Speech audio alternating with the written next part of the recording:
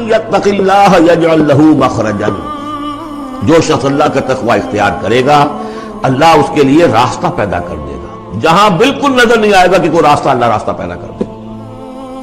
بالکل نظر نہیں آ رہا تھا موسیٰ کے ساتھیوں کو کہ اب کیسے بچیں گے، پیچھے لشکر آگے آگے سمندر ہے، اللہ نے راستہ پیدا کیا۔ خود حضرت ابو بکر کا جو حال ہو گیا تھا کہ حضور اگر انہوں نے ذرا بھی دیکھ لیا، نیچے اپنے قدموں کی طرف بھی نگاہ ڈالی تو ہم نظر آ جائیں گے، آپ نے فرمایا لا تحزن ان اللہ معنا، راستہ نکالتا اللہ۔ پھر حضور گئے طائف، لیکن وہاں سے خالی ہاتھ آئے، مدینے میں اللہ نے خود ہی کھڑکی کھول دی، 6 آدمی ایمان لے آئے، آپ گئے ہی نہیں اور وہاں انقلاب بھی آ گیا۔ عظیم، اس اعتبار سے اللہ مخرج پیدا کرتا ہے۔ تم صحیح طریقے پر چلتے رہو، تقوی اختیار کرو، صحیح راستے پر جد و جہد کرو، یہ کام اللہ پر چھوڑو۔ کب اسے منظور ہے اس کا کامیاب ہونا؟ جب ہوگا وہ راستہ ایسا کھولنے کا کہ تمہیں گمان بھی نہیں ہوگا۔ وَيَرْزُقْهُ مِنْ حَيْثُ لَا يَحْتَسِبُ، اور اسے رزق دے گا وہاں سے جہاں سے اسے گمان بھی نہیں ہوگا۔ اقامت دین کی جد و جہد ہو، غلبہ دین کی جد و جہد ہو، اپنے آپ کو ان صلاتی و نسکی و محیایا و مماتی اس کا فیصلہ کرنا ہو تو سب سے بڑی رکاوٹ آتی کھائیں گے کیا؟ تو اللہ تو کہتا ہے راضی میں ہوں، ہے ایمان اور یقین اس پر، کر کے دیکھو تو صحیح، اس پر اعتماد تو کرو۔ لیکن یہ کہ اس پر اعتماد کرنا، توکل، بڑی مشکل ہے۔ وہ تو جتنا ایمان ہوگا اتنا ہی اعتماد ہوگا، اور گہرا ایمان ہوگا گہرا اعتماد ہوگا۔ وَمَن يَتَّقِ اللَّهَ يَجْعَل لَّهُ مَخْرَجًا وَيَرْزُقْهُ مِنْ حَيْثُ لَا يَحْتَسِبُ وَمَن يَتَوَكَّلْ عَلَى اللَّهِ فَهُوَ حَسْبُهُ۔ یہ تو ابھی تقویٰ والے کی بات ہے کہ وہ وہاں سے رزق دے گا جہاں سے اسے ملے گا بھی نہیں، اور جس نے اللہ پر توکل کر لیا تو وہ اس کے لیے بہت کافی ہو جائے گا۔ توکل کر کے تو دیکھو، حسبہ وہ اس کے لیے کافی ہے۔ یہاں تک فرمایا ہے حدیث میں من کان فی حاجت اخیہ کان اللہ فی حاجتہ، اگر کوئی مسلمان اپنے کسی بھائی کی ضرورت پوری کرنے میں لگ رہا ہے، اپنا وقت صرف کر رہا ہے، اللہ اس کی ضرورت پوری کرنی شروع کر دیتا ہے۔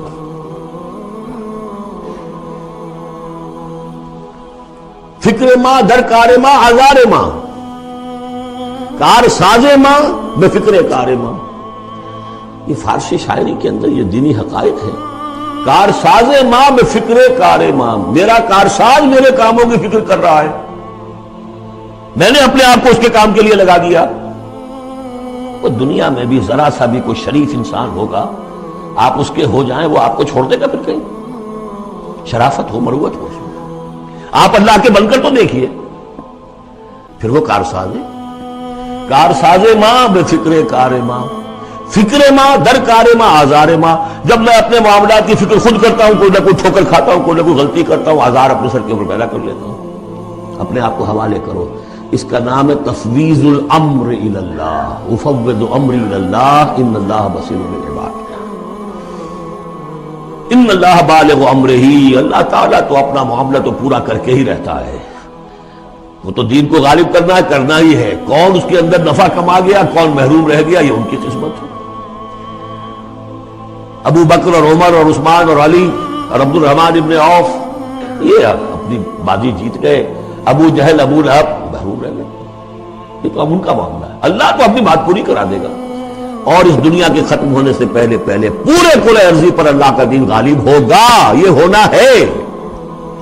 دیکھنا یہ ہے کہ تم اس بہتی گنگا میں کو ہاتھ دھونے کو تیار ہو یا نہیں، یا تم محرومین کی فہرست میں اپنے آپ کو لانا چاہو۔ بس اپنا تن من دھن لگا دو اس کے اندر، تمہاری ہڈیوں کا چورا ہو کر بھی اس نئی تعمیر کی بنیادوں میں اگر لگ جائے تو بہت بڑی کامیابی ہے۔